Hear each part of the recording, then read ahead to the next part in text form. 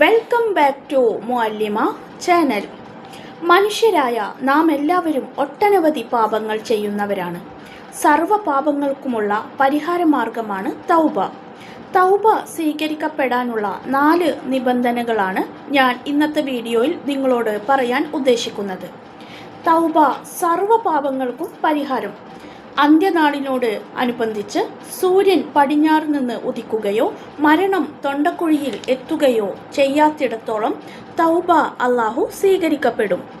ആകാശഭൂമി നിറയെ കുറ്റം ചെയ്തവനാണെങ്കിലും ആത്മാർത്ഥതയോടെയും നിഷ്കളങ്കതയോടെയും തൗബ ചെയ്യുന്നവർക്ക് അല്ലാഹു അവരുടെ തിന്മകളെ പോലും നന്മയാക്കി മാറ്റി കൊടുക്കുന്നതാണ്. തൗബ സ്വീകരിക്കപ്പെടാനുള്ള 4 നിബന്ധനകൾ ഏതൊക്കെയെന്ന് പറയാം. ഒന്നാമത്തെ നിബന്ധന, ചെയ്തു കൊണ്ടിരിക്കുന്ന പാപങ്ങളിൽ നിന്ന് പരിപൂർണമായി പിന്തിരിയുക. തൗബ സ്വീകരിക്കാനുള്ള രണ്ടാമത്തെ നിബന്ധനയാണ് ചെയ്തു പോയ പാപങ്ങളെ ഓർത്ത് ഖേദമുണ്ടായിരിക്കുക. തൗബ സ്വീകരിക്കാനുള്ള മൂന്നാമത്തെ നിബന്ധനയാണ് ഭാവിയിൽ ഇനി ഒരിക്കലും ആ പാപം ചെയ്യില്ല എന്ന് ദൃഢനിശ്ചയം എടുക്കുക.